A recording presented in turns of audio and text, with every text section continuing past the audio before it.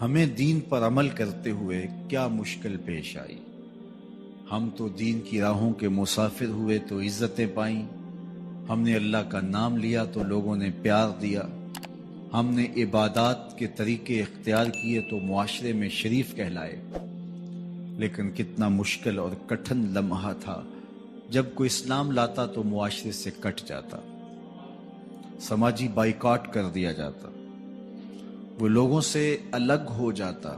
میرے اور آپ کے آقا و مولا حضور نبی رحمت صلی اللہ علیہ وآلہ وسلم قریش کے عالی نسب خاندان سے تعلق رکھتے ہیں، صادق بھی کہلاتے ہیں، امین بھی کہلاتے ہیں، لوگوں کی امانتیں بھی حضور کے گھر میں پڑی ہیں، اپنے فیصلوں میں حضور کو حاکم بھی مانتے ہیں۔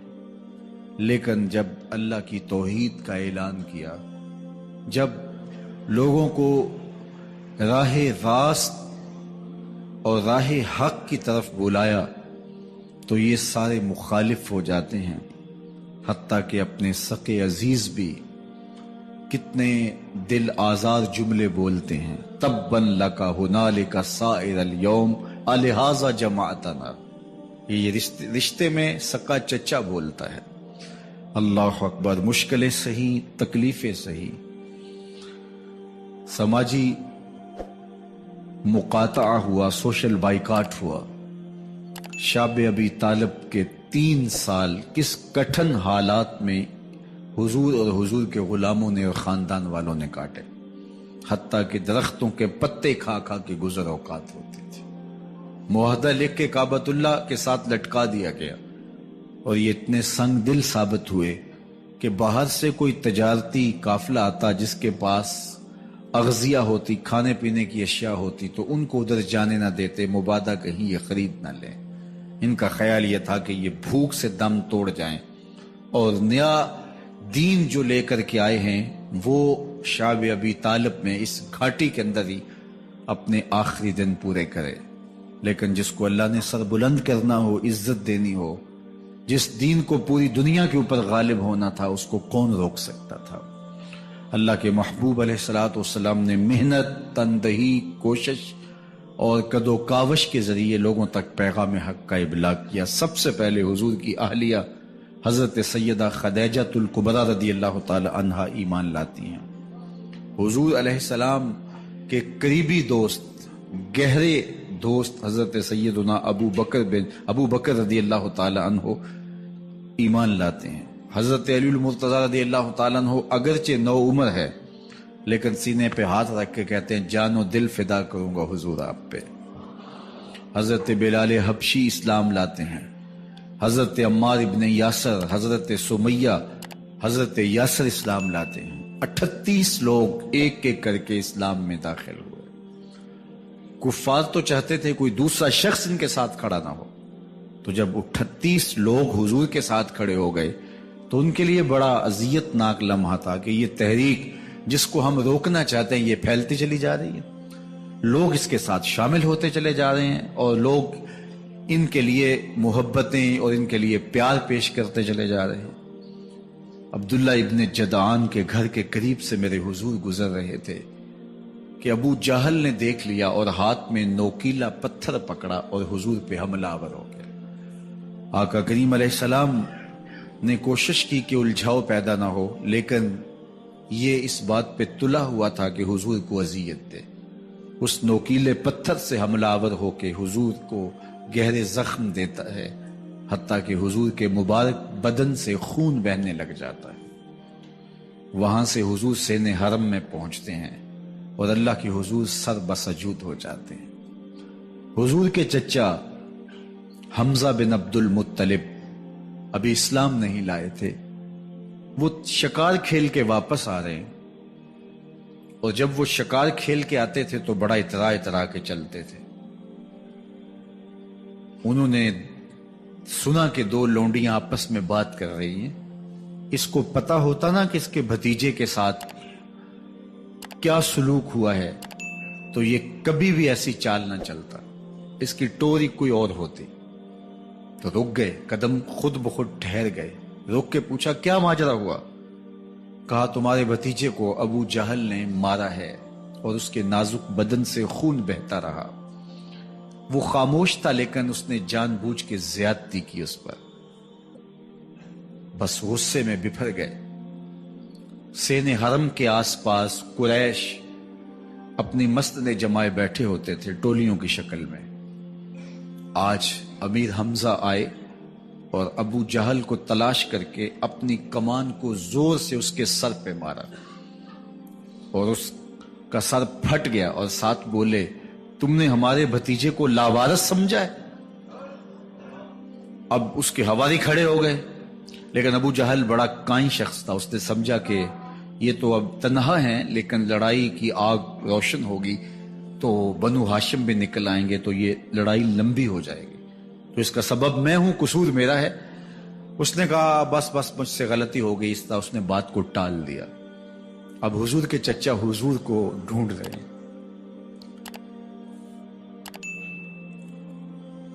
سین حرم میں حضور علیہ السلام اللہ کے حضور سر بسجود ہیں۔ یہ پاس جا کے کھڑے ہو گئے اور کہا یا ابن اخی، اے میرے بھائی کے بیٹے، اے میرے بھتیجے، لیکن حضور سر نہیں اٹھایا۔ اللہ کے حضور اپنے دکھڑے بیان کر رہے ہیں۔ اسی کسے دے کچھ نہیں لگ دے تے نہ کوئی ساڈا دردی۔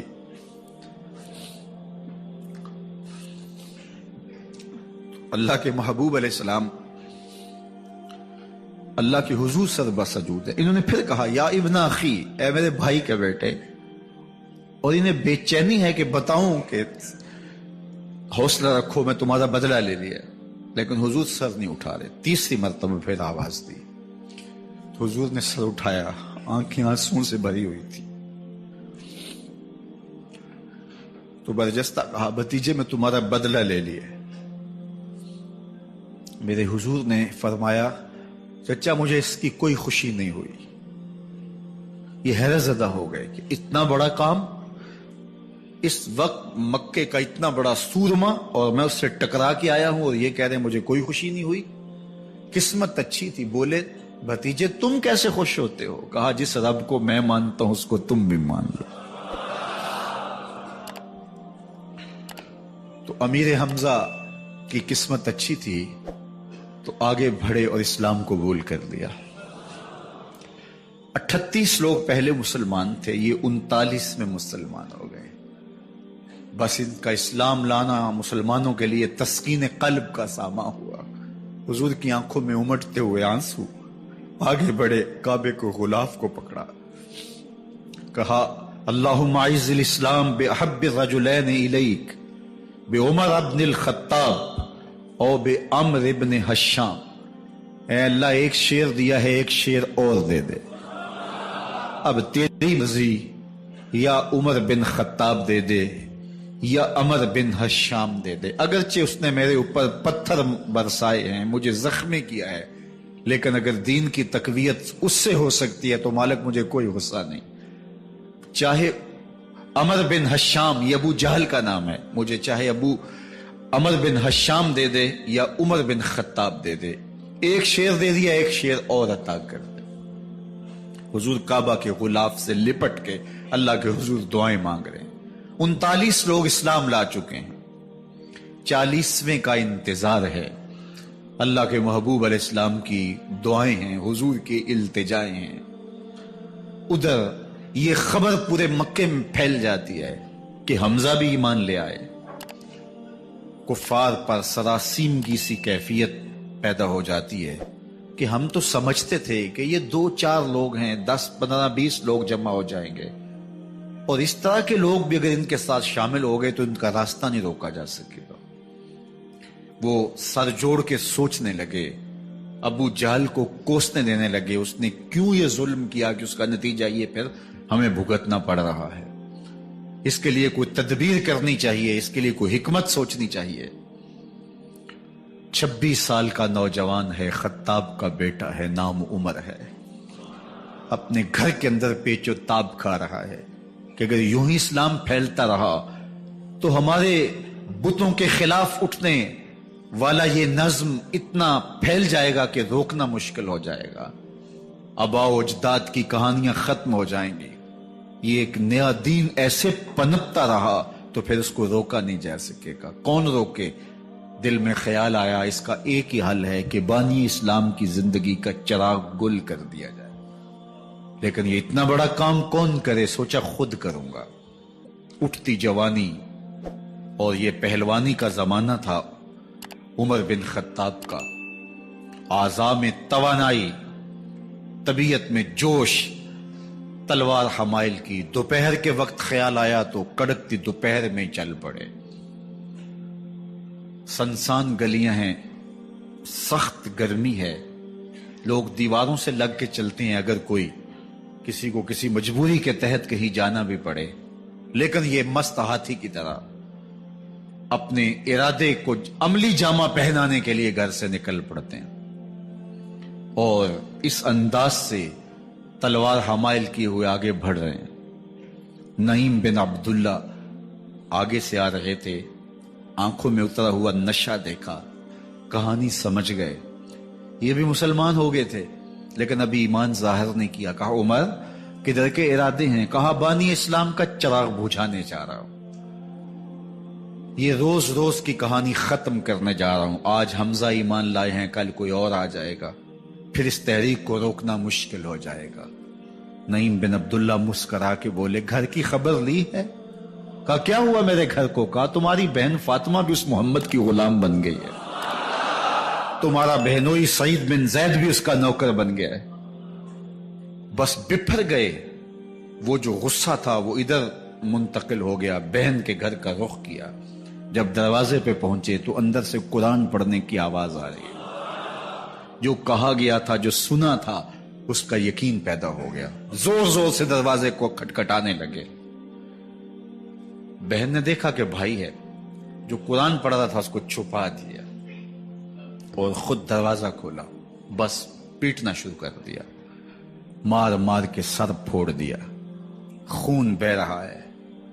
جب سر پھٹ گیا تو فاطمہ بنت خطاب بولی عمر تم خطاب کے بیٹے ہو، میں بھی خطاب کی بیٹی ہوں.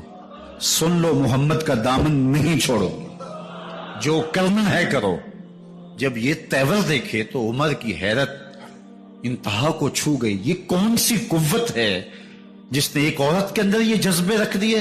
کہا اچھا بتاؤ تم کیا پڑھ رہے تھے؟ کہا تم ناپاک ہو، تمہیں نہیں دوں گی. کہا کیسے دو گی؟ کہا پہلے غسل کرو. عمر غسل کر رہا ہے. سودا لینے کے لیے بازار گئے، ہاتھ اس کے بکے جس کے خریدار گئے. عمر غسل کر رہے ہیں. غسل کر کے باہر آئے تو بہن قرآن لے آئی. وہ کھجور کی چھالیں، وہ چمڑے کے اوپر لکھا ہوا قرآن سامنے رکھ دیا. عمر پڑھ رہے ہیں طٰہٰ ما انزلنا علیک القرآن لتشقیٰ. اے 14ویں کے چاند محبوب، قرآن اس لیے نازل تو نہیں کیا تھا کہ تم مشقت میں پڑ جائے.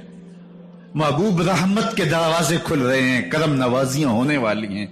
عمر پڑھتے گئے، آنکھوں کے بندن ٹوٹ گئے، آنسو آنے لگے، ٹپ ٹپ آنسو گرنے لگے. عمر رو رہے ہیں، بدن کانپ رہا ہے.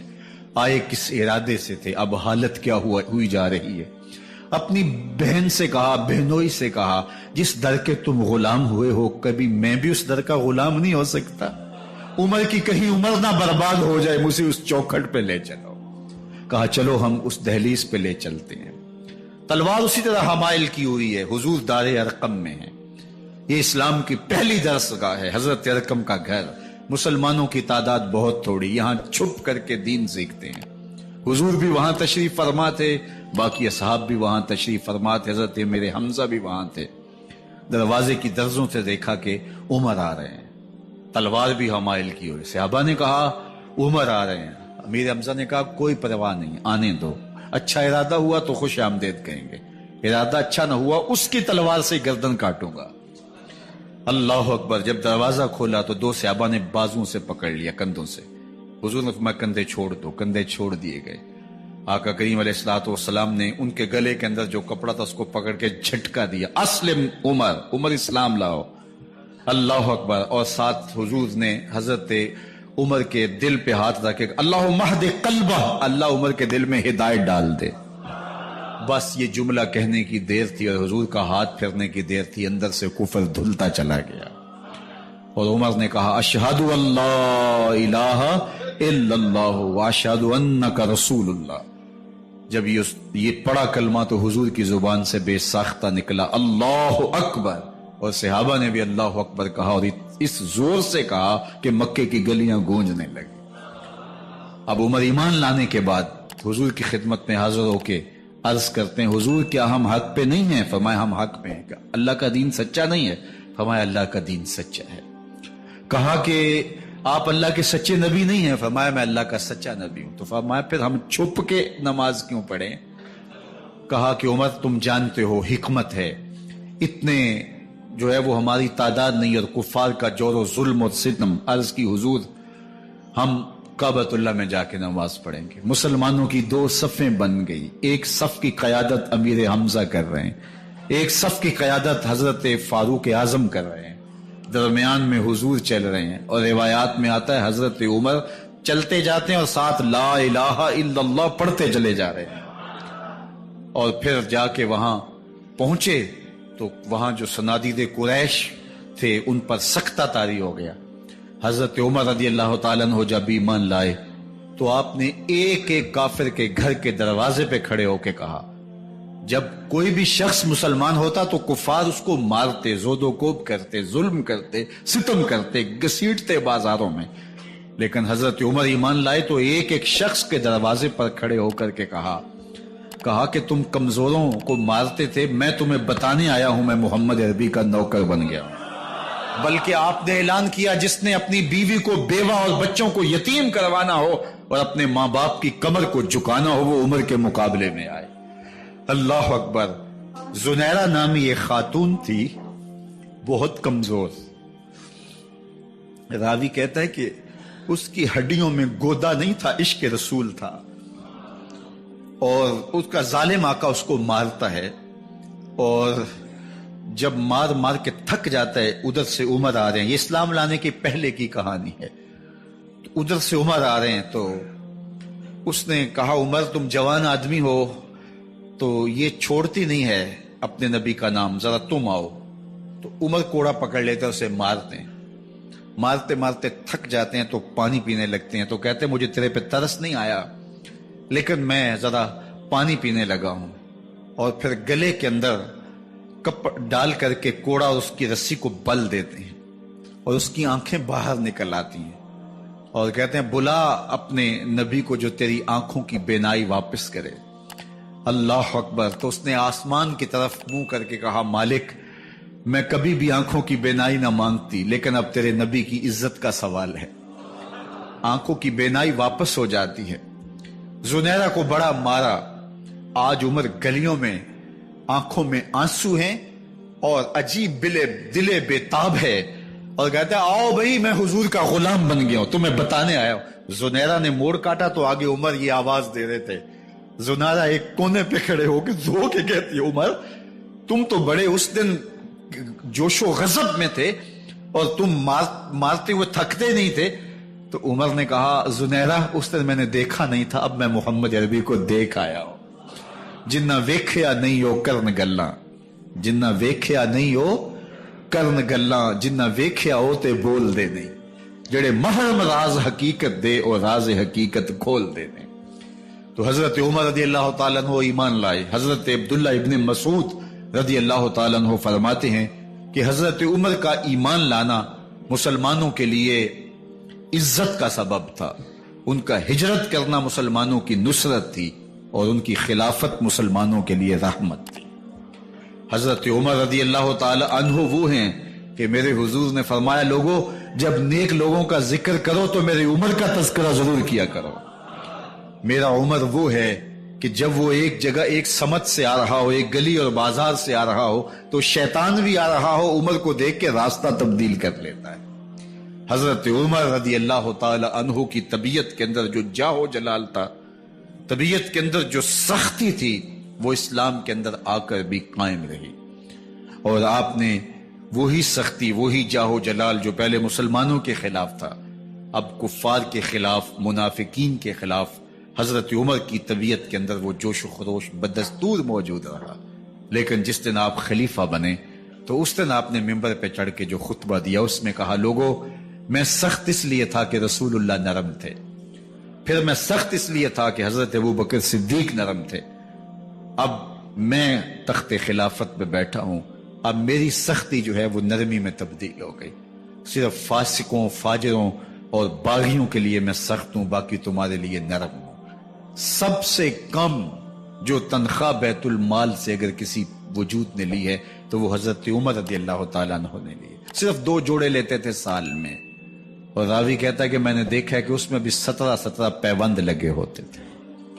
حضرت عمر رضی اللہ تعالیٰ عنہ کا طرز زندگی، آپ کا انداز معاشرت اور آپ کا انداز خلافت، ہر لمحہ آپ کی زندگی کا اٹھا کے دیکھیے کتنی مرتبہ قرآن حضرت عمر کی رائے کے مطابق نازل ہوا ہے۔ اللہ تعالیٰ جل شانہ نے ان کو صاحب الہام بنایا تھا۔ ہر امت میں کوئی صاحب الہام ہوتا ہے، حضور کی امت کا صاحب الہام حضرت عمر رضی اللہ تعالیٰ عنہ، اور آقا کریم نے انہیں اپنا وزیر قرار دیا، فرمایا میرے 2 وزیر آسمانوں میں ہیں، 2 وزیر زمینوں میں ہیں، آسمانوں کے وزیر ابو جو ہے وہ جبرائیل اور میکائیل ہیں، اور زمین کے وزیر ابو بکر اور عمر ہیں رضی اللہ تعالی عنہما۔ تو اللہ تعالیٰ جل شانہ نے حضرت سیدنا صدیق اکبر کے بعد حضرت سیدنا عمر بن خطاب رضی اللہ تعالیٰ عنہ سے جو کام لیا، مختصر دور خلافت کے اندر 10 سال 6 ماہ 4 دن آپ نے خلافت فرمائی ہے، لیکن کہاں سے چلے اور یہاں مکران تک، بلوچستان کا حصہ ہے، یہاں تک آپ کی سلطنت کی حدود وسیع ہوئی، ادھر آرمینیا تک جا پہنچے، حمص فتح کیا، قادسیہ، یرموک، آپ ذرا دیکھیے کہ کہاں تک آپ کی فوجوں کے گھوڑے دوڑتے رہے، اور اللہ تعالیٰ جل شانہ نے ان کو جو توانائی، عدل و انصاف کی قوت عطا فرمائی۔ اللہ اکبر، جب زمین پہ عدل کیا ہو تو زمین بھی حکم مانتی ہے، اور حضرت عمر وہ تھے جن کا حکم ہوائیں بھی مانتی تھی، زمین بھی مانتی تھی، جن کا حکم جو ہے وہ آگ بھی تسلیم کرتی تھی اور دریا بھی ان کا حکم مانا کرتے تھے۔ مصر کے اندر رسم بد جاری تھی، یہ رسم بد جاری تھی کہ سال کے بعد 1-2 شیزہ کو زیورات پہنا کے اچھے لباس میں ملبوس کر کے دریا کی بھیڑ چڑھایا جاتا، اس کی قربانی دی جاتی، اس کا خون بہتا تو دریا چلتا۔ جب اسلام مسلمانوں نے مصر فتح کیا تو گورنر نے لکھا کہ اسلام تو اس طرح کی رسوم کی اجازت نہیں دیتا، لیکن خشک سالی ہے، لوگوں کی فصلیں ویران پڑی ہے، تو حضرت کیا کیا جائے؟ تو حضرت عمر رضی اللہ تعالیٰ عنہ کو جب قاصد آ کے پیغام دیتا ہے تو کاغذ کے ٹکڑے پہ لکھتے ہیں، بسم اللہ الرحمن الرحیم، مصر کے نیل کی جانب عمر کا خط، لکھتے ہیں اے نیل اگر تو اللہ کے حکم سے چلا کرتا ہے تو چل، ورنہ ہمیں تیرے چلنے کی کوئی حاجت نہیں ہے۔ اور قاصد کو کہا یہ خط لے جاؤ اور جا کے دریائے نیل میں پھینک دو۔ قاصد جا کے خط دریائے نیل میں پھینک دیتا ہے، پانی آتا ہے، ایسا دریائے نیل چلا 14 صدیاں ہوئی ہیں آج تک کبھی بند ہی نہیں ہوا۔ دریا حکم مانتے ہیں، آگ نکلتی ہے، لوگ حضرت عمر رضی اللہ تعالی عنہ کے پاس آئے، حضرت لاوا پھوٹا ہے، آگ نکل رہی ہے اور مدینے کی طرف بڑھ رہی ہے، اب کیا کیا جائے؟ فائر بریگیڈ تو زمانے میں تھی نہیں۔ عمر نے اپنی قمیض اتاری، جس قمیض پہ 17 پیوند لگے ہوئے تھے چمڑے کے، کہا یہ قمیض لے جاؤ، جدھر آگ بڑھ رہی ہے آگے ڈھالنا، آگ پیچھے بھاگ جائے گی۔ زلزلہ آتا ہے تو زمین پہ دھرا مارتے ہیں، زمین رک جا، کیا عمر نے تیری چھاتی پہ عدل نہیں کیا ہے؟ تو یہ عمر ہیں رضی اللہ تعالی عنہ کہ جن کے انصاف کی وجہ سے، جن کے عدل کی وجہ سے اللہ تعالیٰ کی رحمات اور اس کی برکات کا نزول ہوتا تھا، اور اللہ تعالیٰ نے مسلمانوں کو وہ آبرومند حکومت دی۔ کائنات کی تاریخ کے اندر ایسی حکومت آپ نے نہیں دیکھی ہوگی جو حضرت عمر نے حکومت کی ہے۔ اللہ اکبر، فرمایا فرات کے کنارے پہ ایک کتا بھی پیاسا مر گیا تو اس کا حساب بھی عمر سے ہوگا۔ جب اتنے علاقے فتح ہو گئے تو ایک دن حضرت عمر بیٹھ کے رو رہے تھے، تو کسی نے کہا حضرت رو کیوں رہے ہیں؟ فرمایا کہ میں اس لیے رو رہا ہوں کہ فلاں پل سے بکریاں گزری ہیں، تو پل کے اندر شکستگی تھی، ٹوٹا ہوا تھا پل درمیان میں کچھ، اس میں ایک بکری کی ٹانگ ٹوٹ گئی ہے، تو میں ڈرتا ہوں کہیں اس کا حساب نہ لیا جائے، کہ میرا رب یہ نہ پوچھے کہ عمر تو نے پل صحیح تعمیر نہیں کروائے تھے کہ ایک بکری کی ٹانگ کیوں ٹوٹی ہے۔ یہ ہیں حضرت عمر رضی اللہ تعالی عنہ۔ اللہ اکبر۔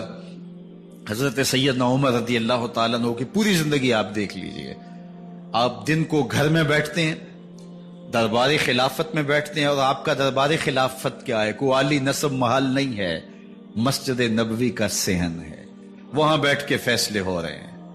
باہر سے سفیر آتا ہے اور آ کے پوچھتا ہے کہ میں امیر المومنین کے، مسلمانوں کے حکمران کے دارالامارہ میں محل میں جانا ہے، تو وہ مسکرا کے کہتے ہیں ہمارے امیر کا تو کوئی محل نہیں ہے۔ کہا کہاں ہے تمہارا امیر؟ کہا مسجد نبوی میں ہوگا یا بیت المال کے اونٹوں کی دیکھ بھالی کر رہا ہوگا، ان کی دیکھ بھال میں لگا ہوگا۔ وہ جب گئے تو مسجد میں نہیں ہے، اللہ اکبر، وہاں گئے تو وہاں بھی نہیں ہے۔ پھر کیا دیکھتے ہیں کہ عمر رضی اللہ تعالی عنہ جنت البقیع کے پاس ایک درخت کے نیچے اینٹ کا سرانہ رکھ کے سوئے ہوئے، تو اس نے کہا عمر تو نے عدل کیا ہے، تجھے کچی اینٹ پہ بھی نیند آ گئی، ہمارے حکمرانوں نے انصاف نہیں کیا، اور وہ بند اور محفوظ کمروں کے اندر بھی سکون اور چین کی نیند نہیں سو سکتے۔ حضرت سیدنا عمر رضی اللہ تعالیٰ عنہ نے اس طرح ان امور سلطنت نبھائے۔ آپ دن کو لوگوں کی دیکھ بھالی کرتے، لوگوں کی ضروریات سنتے سمجھتے، اور جب رات پڑتی لوگ سو جاتے، عمر مدینے کی گلیوں میں پہرا دیتے۔ کائنات نے کوئی ایسا بھی حکمران دیکھا ہوگا؟ اللہ اکبر۔ وہ مجاہد جو مختلف محاذات پہ گئے ہوئے ہوتے، ان کے گھروں کی دیکھ بھالی کرتے، ان کی ضروریات کا خیال رکھتے، ان کی آبرو کا پہرا دیتے۔ راتوں کی تنہائیوں کے اندر حضرت عمر اٹھتے اور جا کے گشت کرتے، چکر لگاتے، دیکھتے کوئی آنکھ پر نم نہ ہو، مفلسی کا کسی گھر میں ماتم نہ ہو، لوگوں کی ضروریات کا خیال رکھتے۔ اللہ اکبر۔ ایک دن حضرت عمر رضی اللہ تعالیٰ عنہ ایک گھر کے قریب سے گزرے، گھر سے دھواں نکل رہا تھا، سوچا کوئی مہمان ہوگا، گزر گئے۔ تھوڑی دیر کے بعد پھر دوبارہ اس گلی سے گزر ہوا تو پھر دھواں نکل رہا تھا، پھر گزر گئے۔ 2 گھنٹے کے بعد پھر دوبارہ ادھر سے گزران ہوا تو پھر دھواں نکل رہا تھا۔ رات کا پچھلا پہر ہے، ابھی تک گھر سے دھواں نکل رہا ہے۔ عمر رضی اللہ تعالیٰ عنہ نے دروازے کو کھٹکھٹایا، اندر سے خاتون کی آواز آئی، اس وقت کون ہے؟ کہا ایک مسافر ہوں، پوچھنا چاہتا ہوں تمہارے گھر سے دھواں کیوں نکل رہا ہے رات کی اس پہر؟ کہا تمہیں اس سے کیا غرض؟ کہا نہیں مجھے تشویش ہوئی ہے۔ تو اس نے کہا عمر کی جان کو رو رہی ہوں۔ حضرت عمر رضی اللہ تعالیٰ عنہ نے کہا کیا ہوا؟ کہا کہ کھانے کے لیے گھر کچھ نہیں ہے، بچے ضد کر رہے ہیں، ہنڈیا کے اندر پتھر ڈال کر کے میں نیچے سے آگ دیے جا رہی ہوں، بچوں کہتی ہوں تھوڑی دیر ہے تھوڑی دیر ہے، کہ بچے تھک کے سو جائیں گے انتظار کر کر کے، تو کچھ ہو تو پکے، اور بچے ہیں بھوک سے، شدت بھوک کی وجہ سے سو بھی نہیں رہے، اور میں یہاں بیٹھے عمر کی جان رو رہی۔ حضرت عمر رضی اللہ تعالیٰ عنہ واپس آئے، گھی کا کنستر اٹھایا، آٹے کی بوری لی اور ساز و سامان لیا۔ خادم تھا آپ کا اسلم بیت المال میں، اس نے حضرت یہ سب کچھ میں اٹھا لیتا ہوں۔ کہا حشر کے دن میرا بوجھ اٹھاؤ گے؟ کہا نہیں وہ تو آپ کو اٹھانا ہوگا۔ کہا عمر کو آج خود ہی اٹھانے تو، اور اٹھا کے ان کے گھر آئے، اور گھر آ کے ان کو سب کچھ دیا، اور پھر اس کے بعد جب کھانا تیار ہوا، بلکہ روایت میں آتا ہے کہ جب آگ جلا رہی تھی تو عمر جھک کے چولہے میں پھونکے مار رہے تھے۔ اللہ اکبر۔ اس خاتون کو نہیں پتا کہ یہ کون ہے، یہ کوئی اجنبی مسافر ہے، میری مدد کر رہا ہے۔ پھر بچے جو ہے وہ جب کھانا کھا کے خوش ہوئے تو حضرت عمر رضی اللہ تعالیٰ عنہ نے دل میں سوچا اور کہا عمر جس طرح تو نے بچوں کو رلایا ہے آج ان بچوں کو ہنساؤ بھی۔ تو بچے بیٹھے ہیں تو عمر کبھی ادھر جاتے ہیں کبھی ادھر جاتے ہیں، جس طرح بچوں کو کھلانے کے لیے جو ہے وہ گھٹنوں کے بل اور ہاتھوں کے بل لوگ چلتے ہیں، حضرت عمر یوں چلتے ہیں اور وہ بچے مسکراتے ہیں۔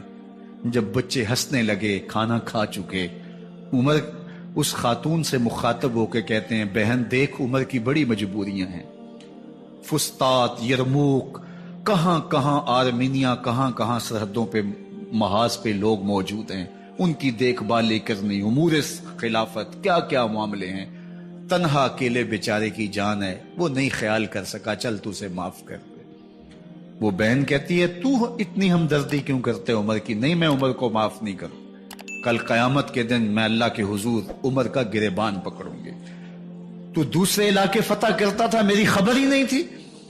اللہ اکبر! جب یہ بات کی تو عمر چیخیں مار کے رونے لگے اور ہاتھ جوڑ کے کہنے لگے، بہن یہ تمہارے سامنے ہی تو عمر کھڑا ہے، یہ حضرت عمر تھے رضی اللہ تعالیٰ عنہ، اور اللہ کے محبوب علیہ الصلوۃ والسلام کے خلیفہ راشد، دوسرے خلیفہ، 10 سال 6 ماہ اور 4 دن آپ نے خلافت کی۔ اور تاریخ کہتی ہے اگر عمر رضی اللہ تعالیٰ عنہ کو 10 سال اور مل جاتے، یا مغربی مفکرین کہتے ہیں کہ اگر کائنات کو ایک عمر اور مل جاتا، پوری دنیا پہ مسلمانوں کی حکومت ہو، کہیں کفر باقی نہ بچتا۔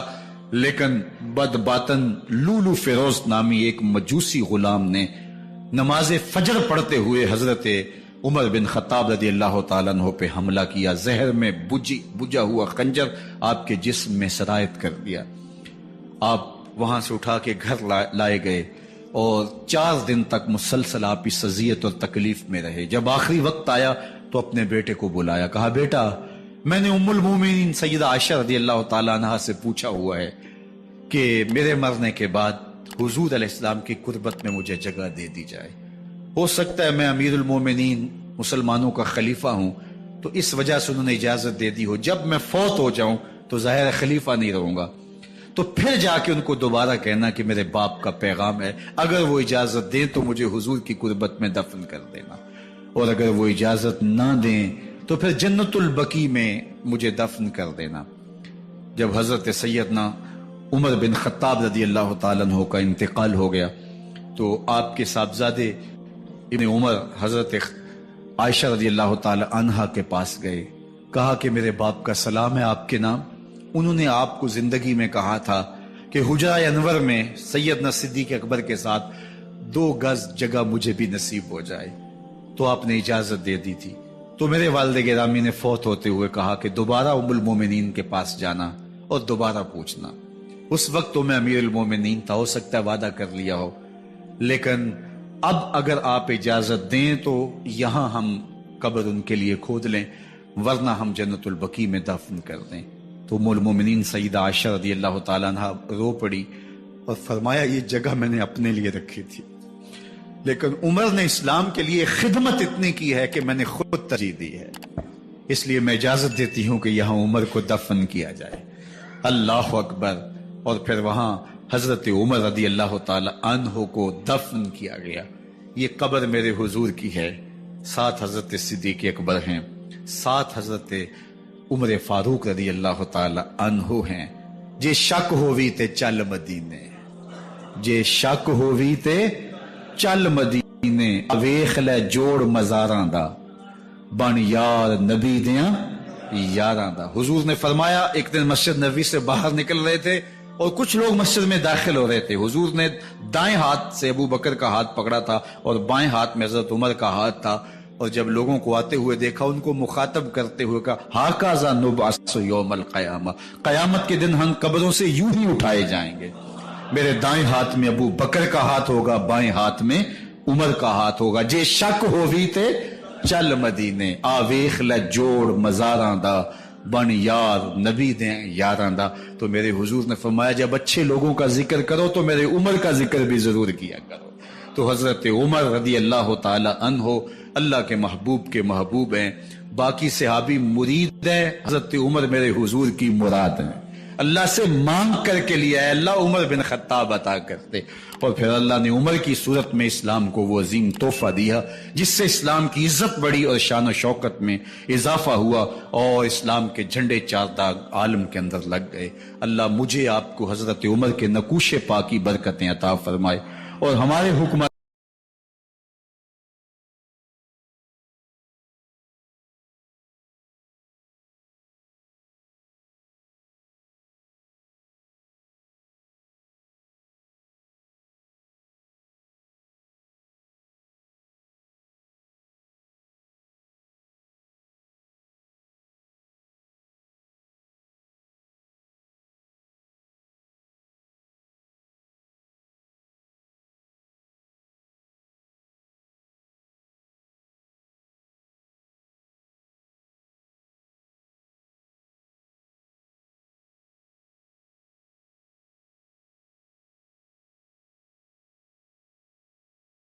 ہمیں دین پر عمل کرتے ہوئے کیا مشکل پیش آئی؟ ہم تو دین کی راہوں کے مسافر ہوئے تو عزتیں پائیں، ہم نے اللہ کا نام لیا تو لوگوں نے پیار دیا، ہم نے عبادات کے طریقے اختیار کیے تو معاشرے میں شریف کہلائے۔ لیکن کتنا مشکل اور کٹھن لمحہ تھا جب کوئی اسلام لاتا تو معاشرے سے کٹ جاتا، سماجی بائیکاٹ کر دیا جاتا، وہ لوگوں سے الگ ہو جاتا۔ میرے اور آپ کے آقا و مولا حضور نبی رحمت صلی اللہ علیہ وآلہ وسلم قریش کے عالی نسب خاندان سے تعلق رکھتے ہیں، صادق بھی کہلاتے ہیں، امین بھی کہلاتے ہیں، لوگوں کی امانتیں بھی حضور کے گھر میں پڑی ہیں، اپنے فیصلوں میں حضور کو حاکم بھی مانتے ہیں۔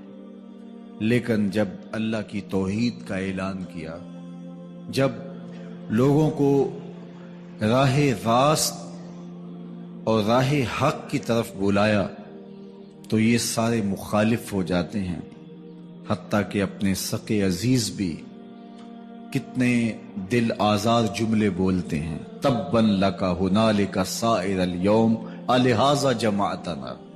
یہ رشتے میں سکا چچا بولتا ہے۔ اللہ اکبر، مشکلیں سہی، تکلیفیں سہی، سماجی مقاطعہ ہوا، سوشل بائیکاٹ ہوا۔ شاب ابی طالب کے 3 سال کس کٹھن حالات میں حضور اور حضور کے غلاموں نے اور خاندان والوں نے کاٹے، حتیٰ کہ درختوں کے پتے کھا کھا کے گزر اوقات ہوتے تھے۔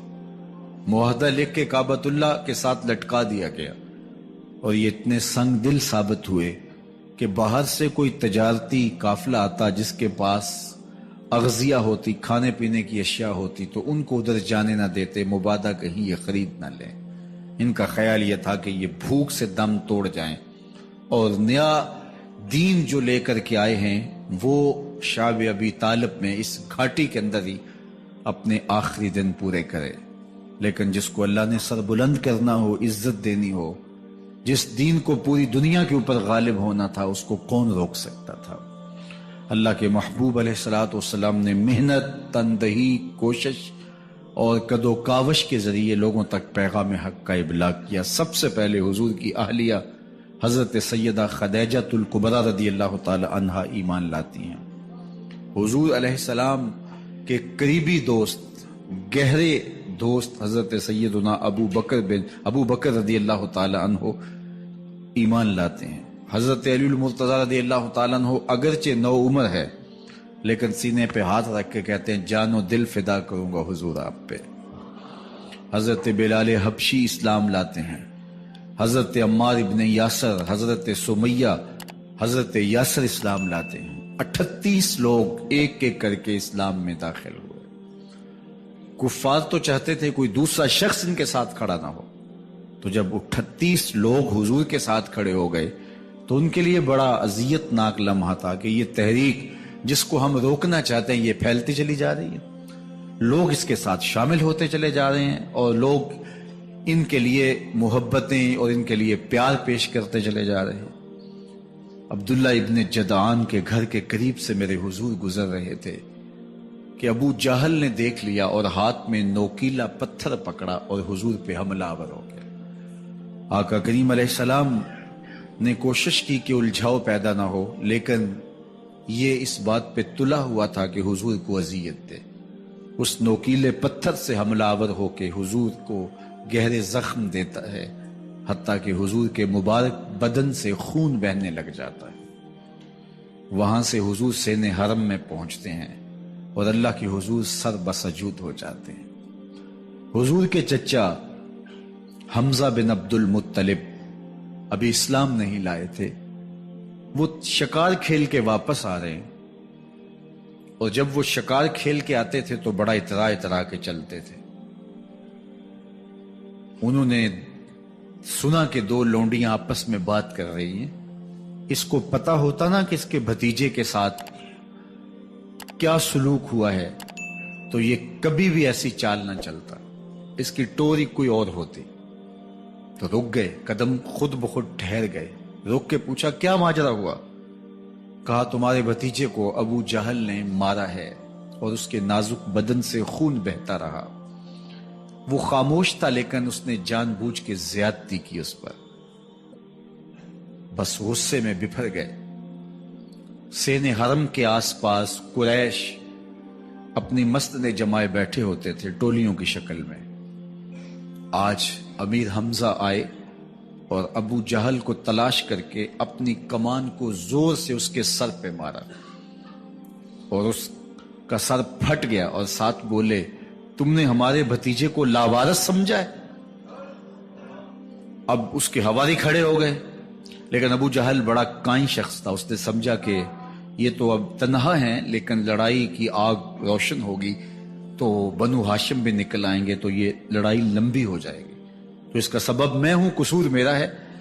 اس نے کہا بس مجھ سے غلطی ہو گئی، اس طرح اس نے بات کو ٹال دیا۔ اب حضور کے چچا حضور کو ڈھونڈ رہے ہیں۔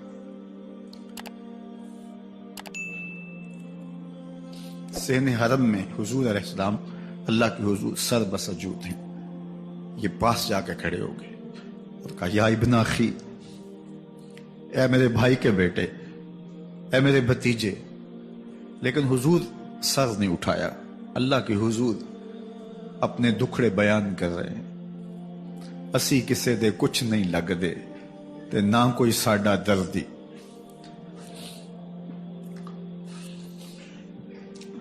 اللہ کے محبوب علیہ السلام اللہ کے حضور سر بسجود ہے۔ انہوں نے پھر کہا یا ابن اخی، اے میرے بھائی کے بیٹے، اور انہیں بے چینی ہے کہ بتاؤں کہ حوصلہ رکھو میں تمہارا بدلہ لے لیا، لیکن حضور سر نہیں اٹھا رہے۔ تیسری مرتبہ پھر آواز دی، حضور نے سر اٹھایا، آنکھیں آنسوں سے بھری ہوئی تھی، تو برجستہ کہا بھتیجے میں تمہارا بدلہ لے لیا۔ میرے حضور نے فرمایا چچا مجھے اس کی کوئی خوشی نہیں ہوئی۔ یہ حیرت زدہ ہو گئے کہ اتنا بڑا کام، اس وقت مکے کا اتنا بڑا سورما، اور میں اس سے ٹکرا کے آیا ہوں اور یہ کہہ رہے ہیں مجھے کوئی خوشی نہیں ہوئی۔ قسمت اچھی تھی۔ بولے بھتیجے تم کیسے خوش ہوتے ہو؟ کہا جس رب کو میں مانتا ہوں اس کو تم بھی مان لو۔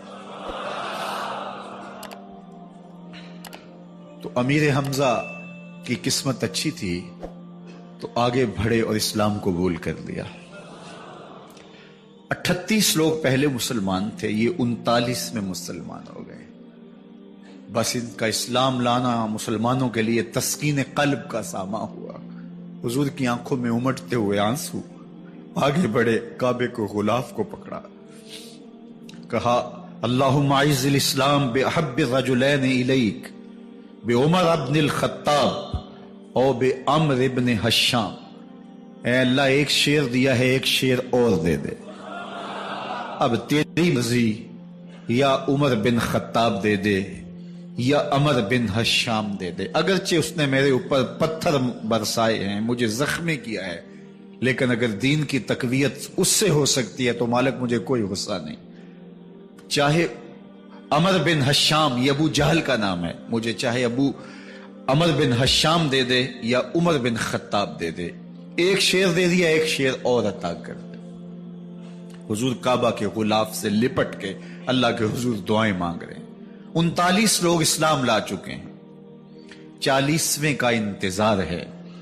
اللہ کے محبوب علیہ السلام کی دعائیں ہیں، حضور کی التجائیں ہیں۔ ادھر یہ خبر پورے مکے میں پھیل جاتی ہے کہ حمزہ بھی ایمان لے آئے۔ کفار پر سراسیمگی سی کیفیت پیدا ہو جاتی ہے کہ ہم تو سمجھتے تھے کہ یہ 2-4 لوگ ہیں، 10-15-20 لوگ جمع ہو جائیں گے، اور اس طرح کے لوگ بھی اگر ان کے ساتھ شامل ہو گئے تو ان کا راستہ نہیں روکا جا سکے گا۔ وہ سر جوڑ کے سوچنے لگے، ابو جہل کو کوسنے دینے لگے، اس نے کیوں یہ ظلم کیا کہ اس کا نتیجہ یہ پھر ہمیں بھگتنا پڑ رہا ہے۔ اس کے لیے کوئی تدبیر کرنی چاہیے، اس کے لیے کوئی حکمت سوچنی چاہیے۔ 26 سال کا نوجوان ہے، خطاب کا بیٹا ہے، نام عمر ہے، اپنے گھر کے اندر پیچ و تاب کھا رہا ہے کہ اگر یوں ہی اسلام پھیلتا رہا تو ہمارے بتوں کے خلاف اٹھنے والا یہ نظم اتنا پھیل جائے گا کہ روکنا مشکل ہو جائے گا، آباء و اجداد کی کہانیاں ختم ہو جائیں گی، یہ ایک نیا دین ایسے پنپتا رہا تو پھر اس کو روکا نہیں جا سکے گا. کون روکے؟ دل میں خیال آیا اس کا ایک ہی حل ہے کہ بانی اسلام کی زندگی کا چراغ گل کر دیا جائے. لیکن یہ اتنا بڑا کام کون کرے؟ سوچا خود کروں گا. اٹھتی جوانی اور یہ پہلوانی کا زمانہ تھا عمر بن خطاب کا. اعضاء میں توانائی، طبیعت میں جوش، تلوار حمائل کی. دوپہر کے وقت خیال آیا تو کڑکتی دوپہر میں چل پڑے. سنسان گلیاں ہیں، سخت گرمی ہے، لوگ دیواروں سے لگ کے چلتے ہیں اگر کوئی کسی کو کسی مجبوری کے تحت کہیں جانا بھی پڑے.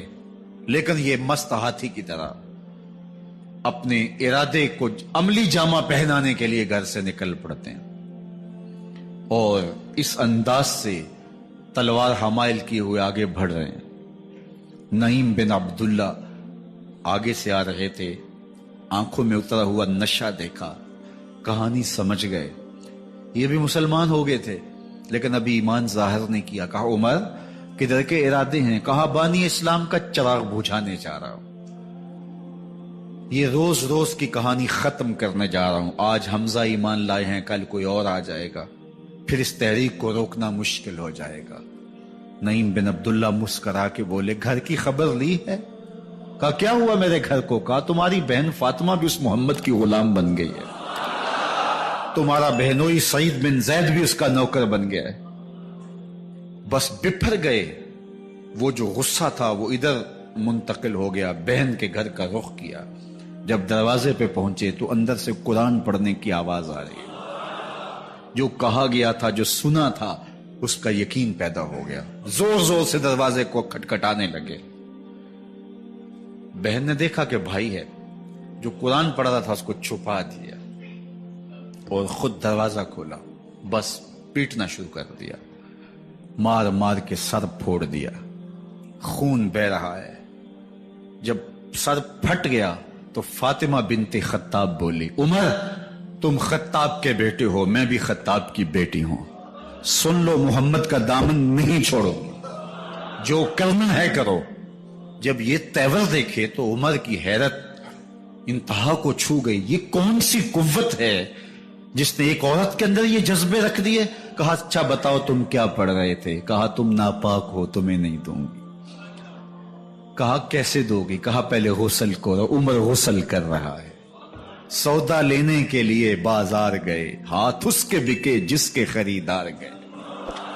عمر غسل کر رہے ہیں. غسل کر کے باہر آئے تو بہن قرآن لے آئی.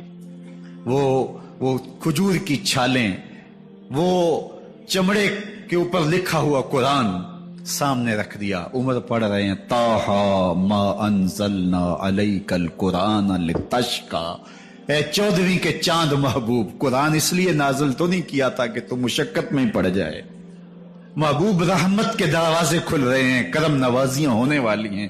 عمر پڑھتے گئے، آنکھوں کے بندن ٹوٹ گئے، آنسو آنے لگے، ٹپ ٹپ آنسو گرنے لگے. عمر رو رہے ہیں، بدن کانپ رہا ہے. آئے کس ارادے سے تھے، اب حالت کیا ہوئی جا رہی ہے. اپنی بہن سے کہا، بہنوئی سے کہا جس در کے تم غلام ہوئے ہو کبھی میں بھی اس در کا غلام نہیں ہو سکتا؟ عمر کی کہیں عمر نہ برباد ہو جائے، مجھے اس چوکھٹ پہ لے چلو.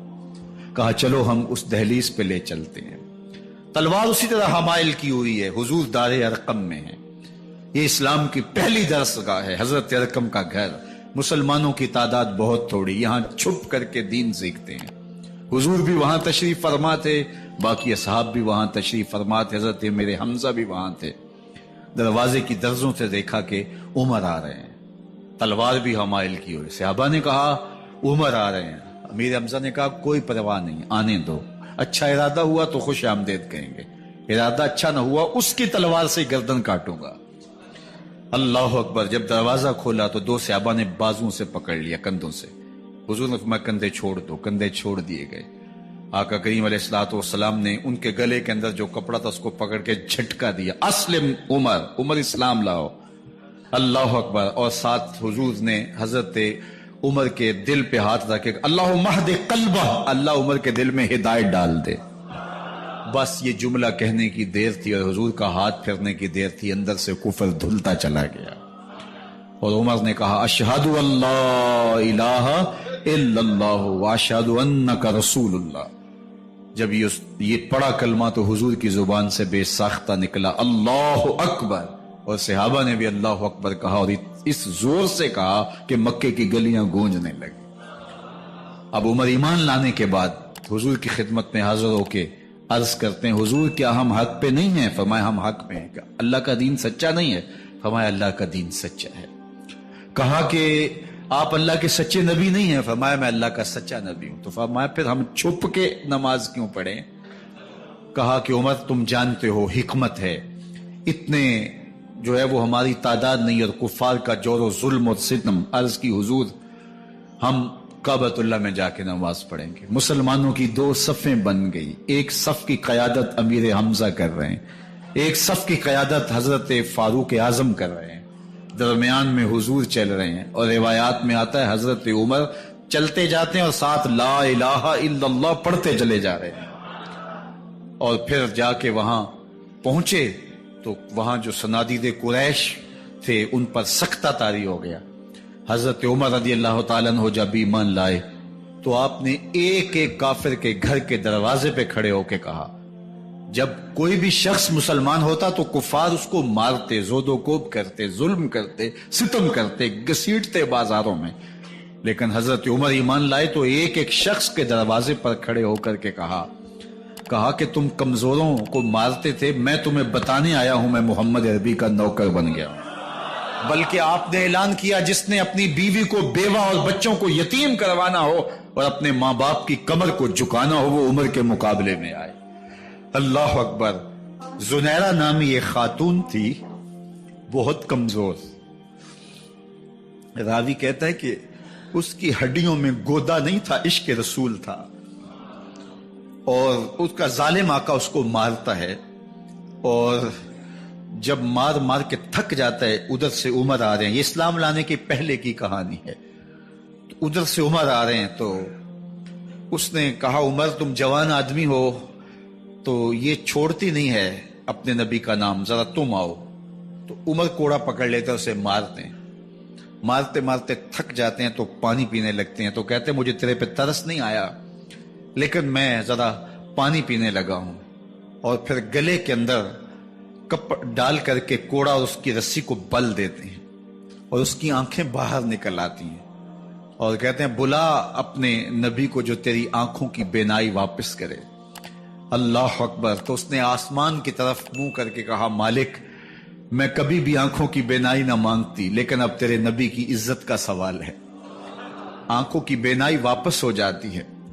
زنیرہ کو بڑا مارا، آج عمر گلیوں میں آنکھوں میں آنسو ہیں اور عجیب دلے بےتاب ہے، اور کہتا ہے آؤ بھئی میں حضور کا غلام بن گیا ہوں، تمہیں بتانے آیا ہوں۔ زنیرہ نے موڑ کاٹا تو آگے عمر یہ آواز دے رہے تھے۔ زنیرہ ایک کونے پہ کھڑے ہو کے زو کے کہتی ہے عمر تم تو بڑے اس دن جوش و غضب میں تھے اور تم مارتے ہوئے تھکتے نہیں تھے۔ تو عمر نے کہا زنیرہ اس دن میں نے دیکھا نہیں تھا، اب میں محمد عربی کو دیکھ آیا ہوں۔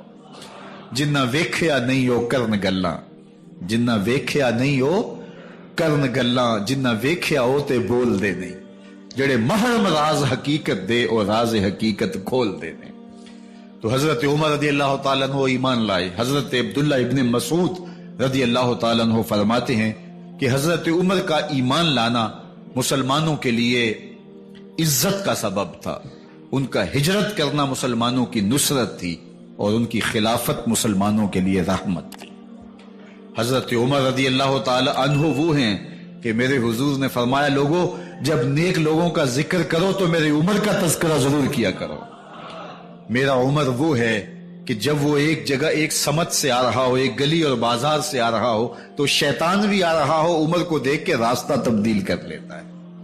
حضرت عمر رضی اللہ تعالی عنہ کی طبیعت کے اندر جو جاہ و جلال تھا، طبیعت کے اندر جو سختی تھی، وہ اسلام کے اندر آ کر بھی قائم رہی، اور آپ نے وہی سختی، وہی جاہ و جلال جو پہلے مسلمانوں کے خلاف تھا، اب کفار کے خلاف، منافقین کے خلاف حضرت عمر کی طبیعت کے اندر وہ جوش و خروش بدستور موجود رہا، لیکن جس دن آپ خلیفہ بنے تو اس دن آپ نے ممبر پہ چڑھ کے جو خطبہ دیا اس میں کہا، لوگوں میں سخت اس لیے تھا کہ رسول اللہ نرم تھے، پھر میں سخت اس لیے تھا کہ حضرت ابوبکر صدیق نرم تھے، اب میں تخت خلافت پہ بیٹھا ہوں، اب میری سختی جو ہے وہ نرمی میں تبدیل ہو گئی، صرف فاسقوں فاجروں اور باغیوں کے لیے میں سخت ہوں، باقی تمہارے لیے نرم ہوں۔ سب سے کم جو تنخواہ بیت المال سے اگر کسی وجود نے لی ہے تو وہ حضرت عمر رضی اللہ تعالیٰ عنہ نے لی ہے، صرف 2 جوڑے لیتے تھے سال میں، اور راوی کہتا ہے کہ میں نے دیکھا ہے کہ اس میں بھی 17 پیوند لگے ہوتے تھے۔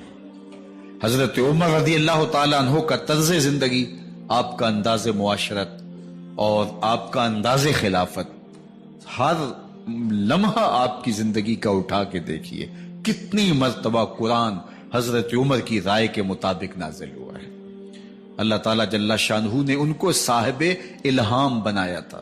ہر امت میں کوئی صاحب الہام ہوتا ہے، حضور کی امت کا صاحب الہام حضرت عمر رضی اللہ تعالیٰ عنہ، اور آقا کریم نے انہیں اپنا وزیر قرار دیا، فرمایا میرے 2 وزیر آسمانوں میں ہیں، 2 وزیر زمینوں میں ہیں، آسمانوں کے وزیر جو ہے وہ جبرائیل اور میکائیل ہیں، اور زمین کے وزیر ابو بکر اور عمر ہیں رضی اللہ تعالی عنہما۔ تو اللہ تعالیٰ جل شانہ نے حضرت سیدنا صدیق اکبر کے بعد حضرت سیدنا عمر بن خطاب رضی اللہ تعالیٰ عنہ سے جو کام لیا، مختصر دور خلافت کے اندر 10 سال 6 ماہ 4 دن آپ نے خلافت فرمائی ہے، لیکن کہاں سے چلے اور یہاں مکران تک، بلوچستان کا حصہ ہے، یہاں تک آپ کے سلطنت کی حدود وسیع ہوئی، ادھر آرمینیا تک جا پہنچے، حمص فتح کیا، قادسیہ، یرموک، آپ ذرا دیکھیے کہ کہاں تک آپ کی فوجوں کے گھوڑے دوڑتے رہے، اور اللہ تعالیٰ جل شانہ نے ان کو جو توانائی، عدل و انصاف کی قوت عطا فرمائی۔ اللہ اکبر، جب زمین پہ عدل کیا ہو تو زمین بھی حکم مانتی ہے، اور حضرت عمر وہ تھے جن کا حکم ہوائیں بھی مانتی تھی، زمین بھی مانتی تھی، جن کا حکم جو ہے وہ آگ بھی تسلیم کرتی تھی اور دریا بھی ان کا حکم مانا کرتے تھے۔ مصر کے اندر رسم بد جاری تھی، یہ رسم بد جاری تھی کہ سال کے بعد 1-2 شیزہ کو زیورات پہنا کے اچھے لباس میں ملبوس کر کے دریا کی بھیڑ چڑھایا جاتا، اس کی قربانی دی جاتی، اس کا خون بہتا تو دریا چلتا۔ جب اسلام مسلمانوں نے مصر فتح کیا تو گورنر نے لکھا کہ اسلام تو اس طرح کی رسوم کی اجازت نہیں دیتا، لیکن خشک سالی ہے، لوگوں کی فصلیں ویران پڑی ہیں، تو حضرت کیا کیا جائے؟ تو حضرت عمر رضی اللہ تعالیٰ عنہ کو جب قاصد آ کے پیغام دیتا ہے تو کاغذ کے ٹکڑے پہ لکھتے ہیں، بسم اللہ الرحمن الرحیم، مصر کے نیل کی جانب عمر کا خط، لکھتے ہیں اے نیل اگر تو اللہ کے حکم سے چلا کرتا ہے تو چل، ورنہ ہمیں تیرے چلنے کی کوئی حاجت نہیں ہے۔ اور قاصد کو کہا یہ خط لے جاؤ اور جا کے دریائے نیل میں پھینک دو۔ قاصد جا کے خط دریائے نیل میں پھینک دیتا ہے، پانی آتا ہے، ایسا دریائے نیل چلا 14 صدیاں ہوئی ہیں آج تک کبھی بند ہی نہیں ہوا۔ دریا حکم مانتے ہیں، آگ نکلتی ہے، لوگ حضرت عمر رضی اللہ تعالی عنہ کے پاس آئے، حضرت لاوا پھوٹا ہے، آگ نکل رہی ہے اور مدینے کی طرف بڑھ رہی ہے، اب کیا کیا جائے؟ فائر بریگیڈ تو زمانے میں تھی نہیں۔ عمر نے اپنی قمیض اتاری، جس قمیض پہ 17 پیوند لگے ہوئے تھے چمڑے کے، کہا یہ قمیض لے جاؤ، جدھر آگ بڑھ رہی ہے آگے ڈھالنا، آگ پیچھے بھاگ جائے گی۔ زلزلہ آتا ہے تو زمین پہ دہرا مارتے ہیں، زمین رک جا، کیا عمر نے تیری چھاتی پہ عدل نہیں کیا ہے؟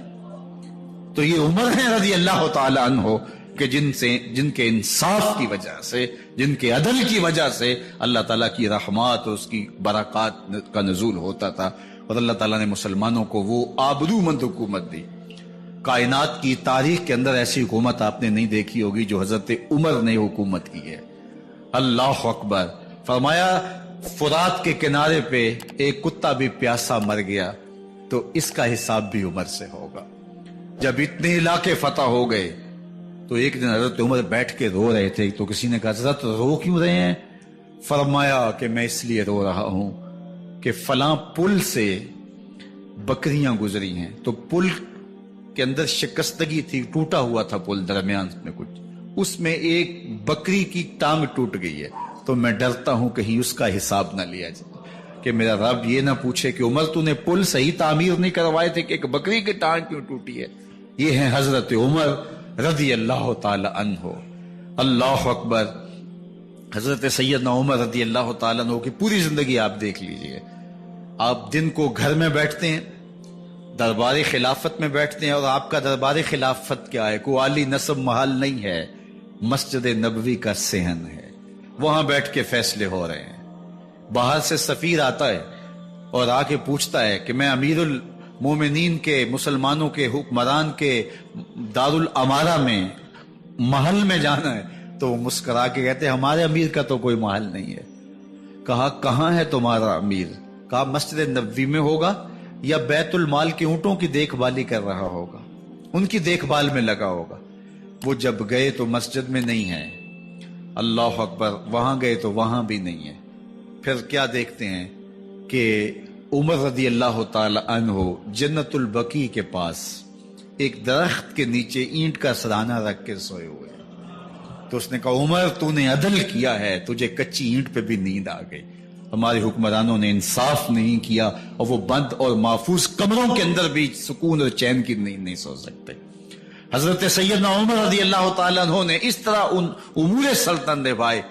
آپ دن کو لوگوں کی دیکھ بھالی کرتے، لوگوں کی ضروریات سنتے سمجھتے، اور جب رات پڑتی لوگ سو جاتے، عمر مدینے کی گلیوں میں پہرا دیتے۔ کائنات نے کوئی ایسا بھی حکمران دیکھا ہوگا؟ اللہ اکبر۔ وہ مجاہد جو مختلف محاذات پہ گئے ہوئے ہوتے، ان کے گھروں کی دیکھ بھالی کرتے، ان کی ضروریات کا خیال رکھتے، ان کی آبرو کا پہرا دیتے۔ راتوں کی تنہائیوں کے اندر حضرت عمر اٹھتے اور جا کے گشت کرتے، چکر لگاتے، دیکھتے کوئی آنکھ پر نم نہ ہو، مفلسی کا کسی گھر میں ماتم نہ ہو، لوگوں کی ضروریات کا خیال رکھتے۔ اللہ اکبر۔ ایک دن حضرت عمر رضی اللہ تعالیٰ عنہ ایک گھر کے قریب سے گزرے، گھر سے دھواں نکل رہا تھا، سوچا کوئی مہمان ہوگا، گزر گئے۔ تھوڑی دیر کے بعد پھر دوبارہ اس گلی سے گزر ہوا تو پھر دھواں نکل رہا تھا، پھر گزر گئے۔ 2 گھنٹے کے بعد پھر دوبارہ ادھر سے گزران ہوا تو پھر دھواں نکل رہا تھا۔ رات کا پچھلا پہر ہے، ابھی تک گھر سے دھواں نکل رہا ہے۔ عمر رضی اللہ تعالیٰ عنہ نے دروازے کو کھٹکھٹایا، اندر سے خاتون کی آواز ہے، اس وقت کون ہے؟ کہا ایک مسافر ہوں، پوچھنا چاہتا ہوں تمہارے گھر سے دھواں کیوں نکل رہا ہے رات کے اس پہر؟ کہا تمہیں اس سے کیا غرض؟ کہا نہیں مجھے تشویش ہوئی ہے۔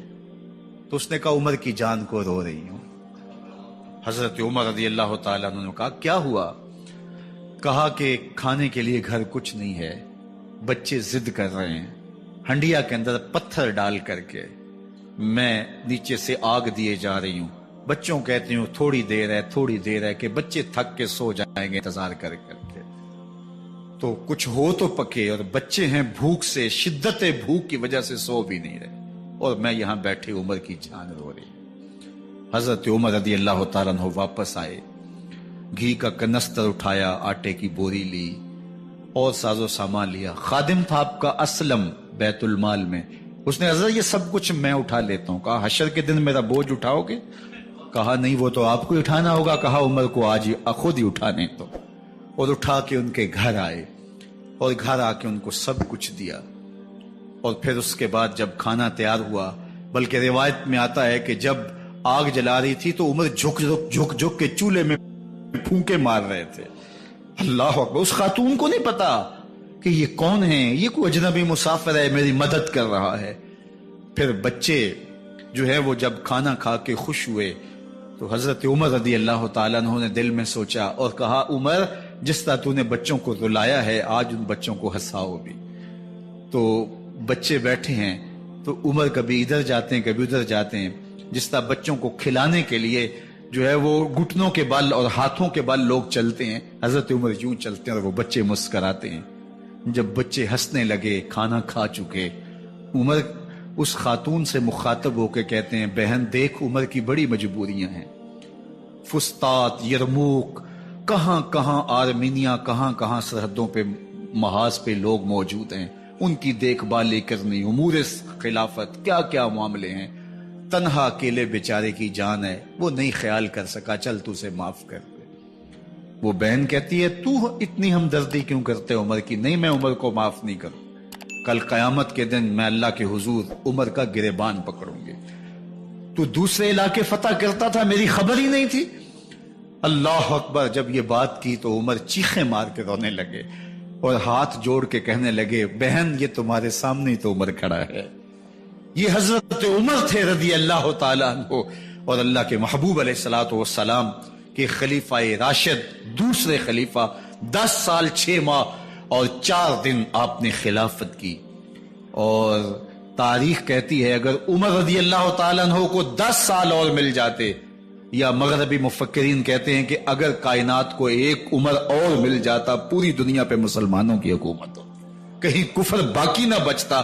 لیکن بد باطن لولو فیروز نامی ایک مجوسی غلام نے نماز فجر پڑھتے ہوئے حضرت عمر بن خطاب رضی اللہ تعالیٰ عنہ پہ حملہ کیا، زہر میں بجھا ہوا خنجر آپ کے جسم میں سرایت کر دیا۔ آپ وہاں سے اٹھا کے گھر لائے گئے اور 4 دن تک مسلسل آپ اس اذیت اور تکلیف میں رہے۔ جب آخری وقت آیا تو اپنے بیٹے کو بلایا، کہا بیٹا میں نے ام المومنین سیدہ عائشہ رضی اللہ تعالیٰ عنہ سے پوچھا ہوا ہے کہ میرے مرنے کے بعد حضور علیہ السلام کی قربت میں مجھے جگہ دے دی جائے۔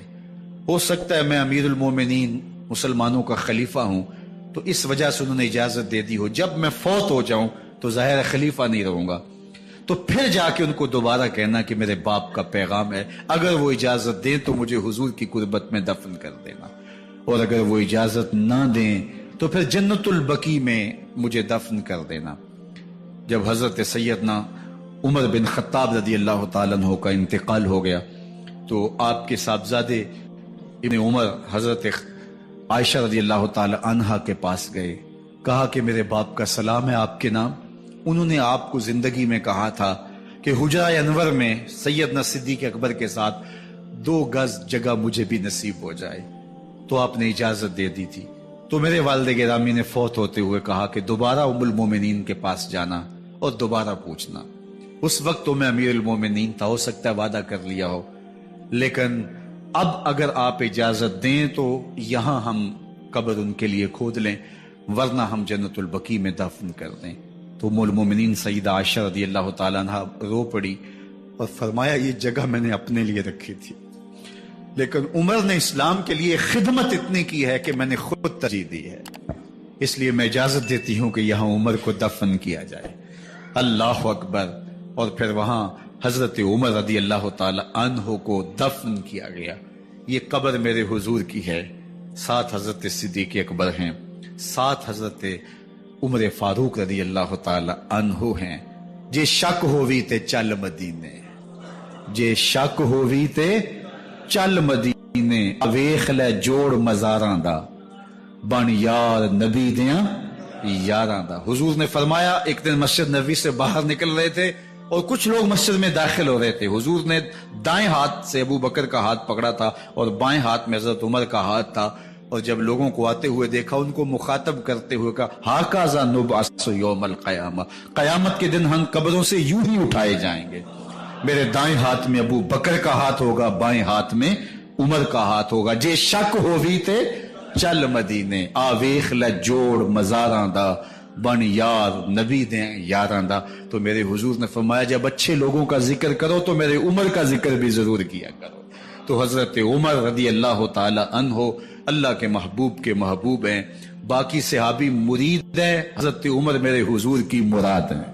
اللہ سے مانگ کر کے لیا ہے، اللہ عمر بن خطاب عطا کرتے، اور پھر اللہ نے عمر کی صورت میں اسلام کو وہ عظیم تحفہ دیا جس سے اسلام کی عزت بڑھی اور شان و شوکت میں اضافہ ہوا، اور اسلام کے جھنڈے 4 داغ عالم کے اندر لگ گئے۔ اللہ مجھے آپ کو حضرت عمر کے نقوش پاک کی برکتیں عطا فرمائے، اور ہمارے حکم